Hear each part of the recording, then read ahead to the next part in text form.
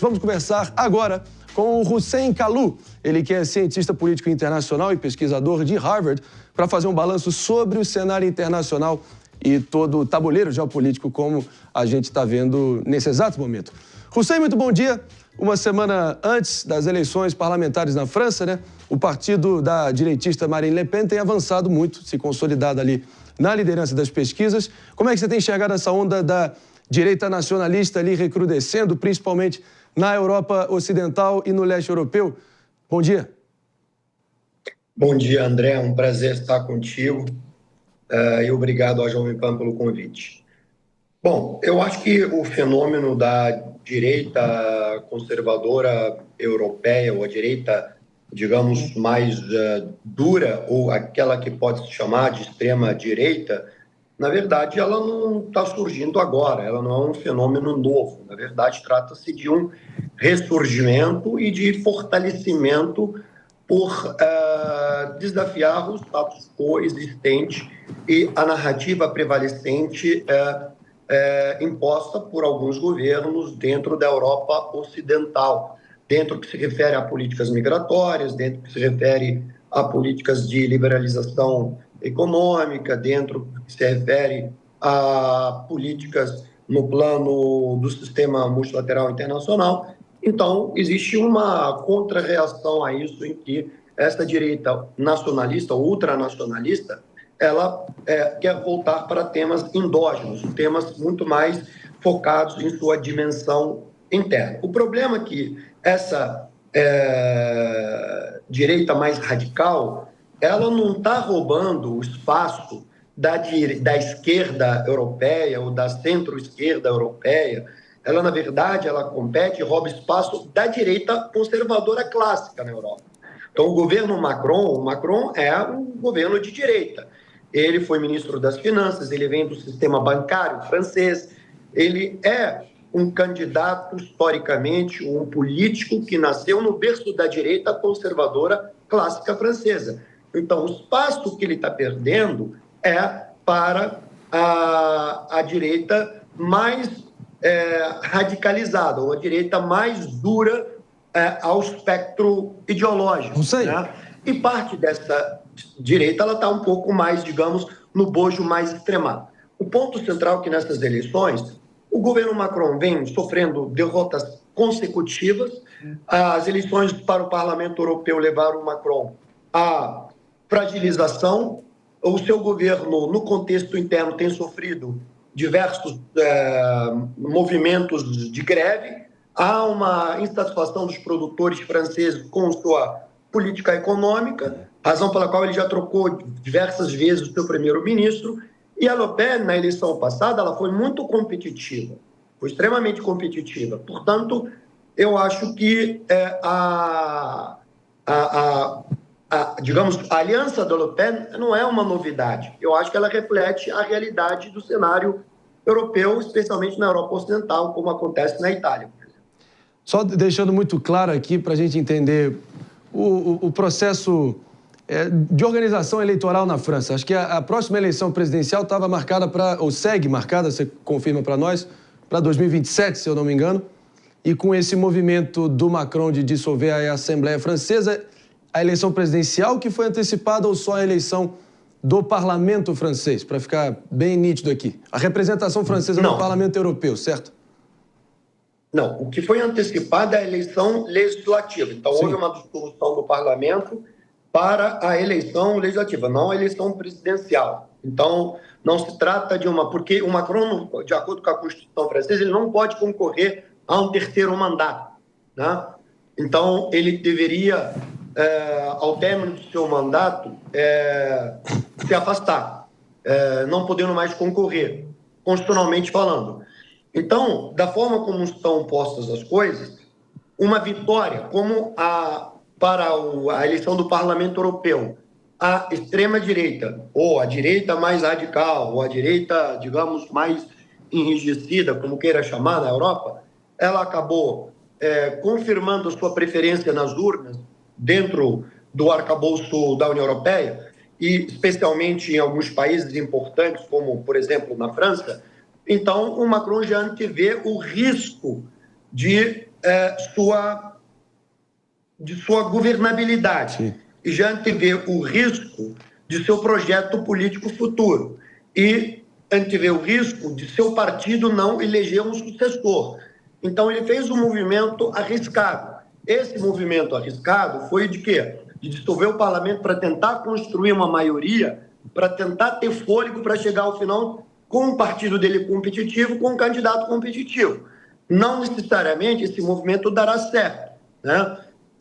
Provavelmente, na minha avaliação, eu acho que o cenário atual foi de alto risco, cujo qual, provavelmente, ele tende a sofrer o efeito reverso, não tende a fortalecer a sua posição.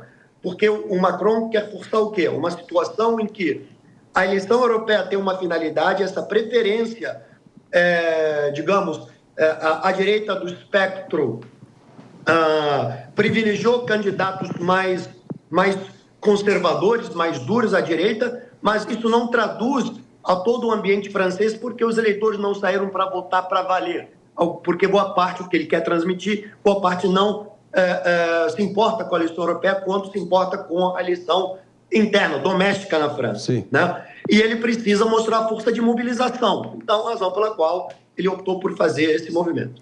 A ver, vamos estar acompanhando, sem dúvida alguma, a conclusão desse processo eleitoral na França, mas também para a gente já partir para finalizar a nossa conversa aqui hoje, Hussein, vamos falar, claro, da guerra de Israel contra o Hamas, as últimas atualizações. Pelo visto, alguns militares israelenses foram flagrados transportando um prisioneiro palestino amarrado no capô de um veículo do Exército, e as autoridades, claro que disseram que o caso está sendo investigado. E na sua avaliação, Benjamin Netanyahu está perdendo o controle da guerra? Qual é a sua visão aí, olhando adiante para os próximos movimentos, a fim de dinamitar de vez aí o contingente militar do Hamas? Não, eu acho que, André, é um tema, claro, muito sensível. Acho que o ponto central é que o Netanyahu já perdeu a guerra, não está perdendo. O Netanyahu entrou em Gaza sem um planejamento militar coerente. Esse planejamento teve que se alterar diversas vezes ao longo desses 8, 9 meses de combates. Basicamente, o que se impingiu a Gaza é uma destruição total de toda uma faixa territorial e que acabou impingindo, no final das contas, a perda de diversas vidas humanas, e sua maioria mulheres e crianças. Tá?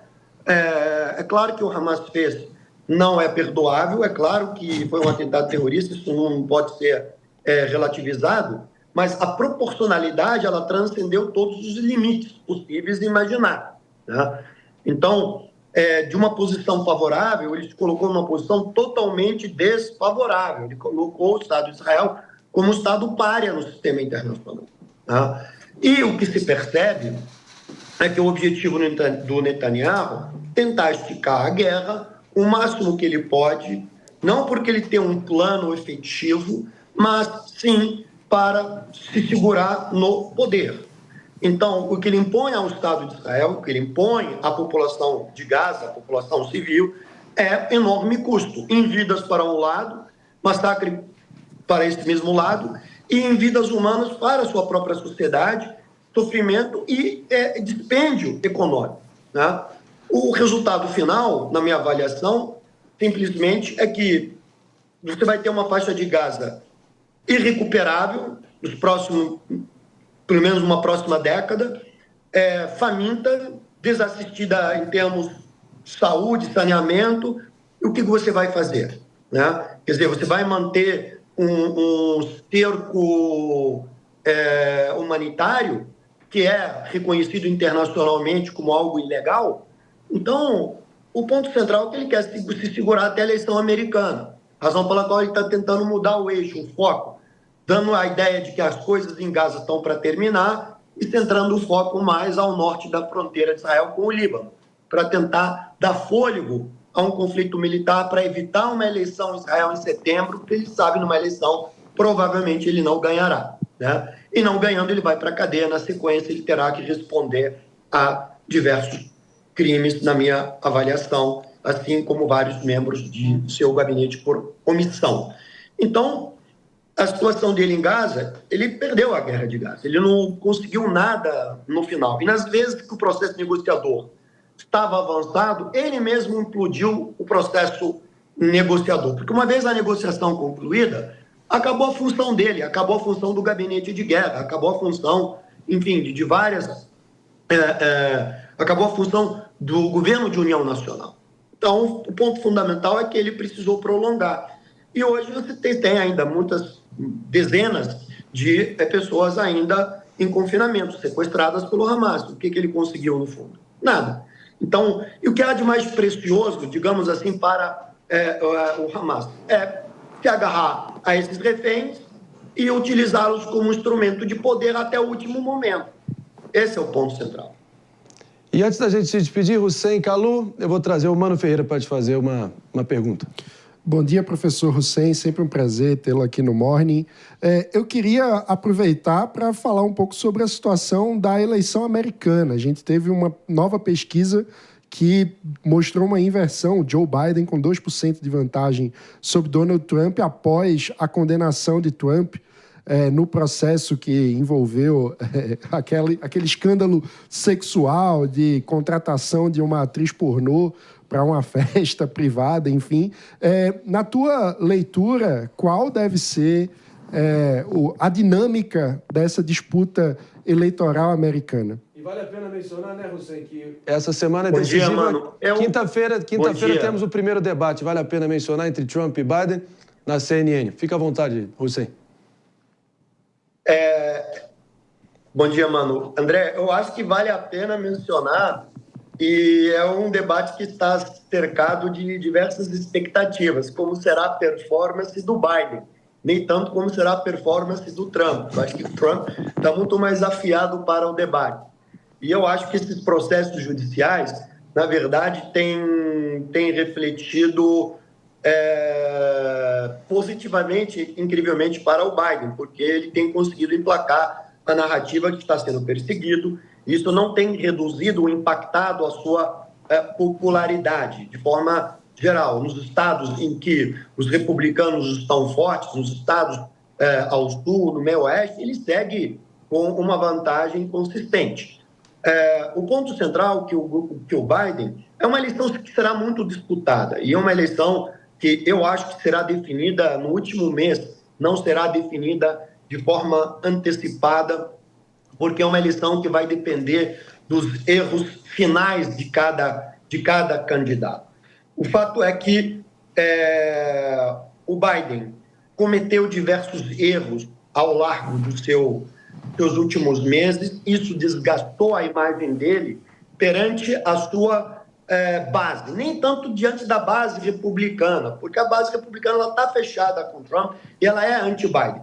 E isso, apesar dos índices econômicos serem favoráveis ao próprio Biden, os índices econômicos de emprego, de oferta de crédito, de acesso a benefícios, enfim, o país bombando em matéria de infraestrutura, construção, etc., o governo injetou recursos, apesar dos índices serem favoráveis ao Biden, isso não tem se traduzido em popularidade, isso não tem se diminuído a rejeição, isso não tem se traduzido em confiança na própria figura do Biden.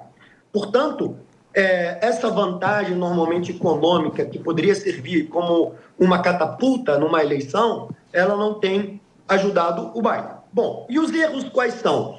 Eu acho que erros na própria política externa. Por exemplo, a guerra da Ucrânia, ela trouxe impactos negativos para o governo Biden.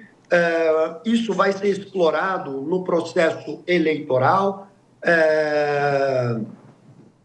A guerra de Gaza trouxe um desgaste, sobretudo na base do Partido Democrata, porque numa eleição muito disputada, onde o voto não é obrigatório e onde a soma total de votos não importa, ou seja, se o Biden pode ter maior número de votos no total contra o Trump, pode ter 5 milhões de votos, mas não necessariamente vai ganhar a eleição. Ele pode perder, porque ele precisa vencer no colégio eleitoral, precisa vencer a combinação de números de delegados e estados. Então, o passo fundamental é que basta em 2, 3 estados, em que ele venceu na eleição passada, Alguns venceu de forma apertada, tipo na Geórgia, na Pensilvânia, no Arizona. Basta parte do espectro eleitoral democrata jovem, que hoje contra a guerra de Gaza, cujo qual o Biden está apoiando o governo Netanyahu, não ir votar, ele perde esses estados e ele está liquidado na eleição. E nos 5 estados mais competitivos, nos 5 estados que são swing states, em que ele, na verdade, garantiu a sua vitória, Geórgia, Pensilvânia, Wisconsin e Arizona, ele está hoje atrás do Trump, nesse estado. Agora, isso vai se manter até o final assim? Não se sabe, porque trata-se de uma eleição extremamente disputada.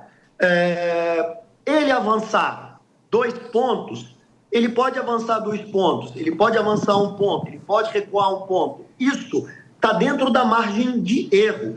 E essa sondagem, ela é uma sondagem nacional, ela não é a sondagem que reflete aos swing states, tá? Então, não dá para dizer com precisão que 2 pontos do Biden representa uma consolidação de seu espaço eleitoral rumo a uma vitória. Porque muitas vezes, é importante mencionar isso, Sim. Na véspera da reta final, a doação, o processo de doação às campanhas eleitorais tem uma reverberação imediata e importante, né? Então, isso talvez ajude o candidato a expandir a sua preferência, mas tem que ver se isso é sustentável ao largo da caminhada até o final, especialmente nos swing states. Boa, professor Hussein Kalu, muito bom, muito didático aqui a sua participação, desde Europa, Oriente Médio, próprio Estados Unidos, semana decisiva, debate quinta-feira vai dar o que falar, a cobertura aqui da Jovem Pan de toda a repercussão vai ser especial e a gente está preparando. Obrigado demais, Hussein Kalu, pela presença aqui no Morning Show. Até a próxima. Obrigado, André. Obrigado a todos.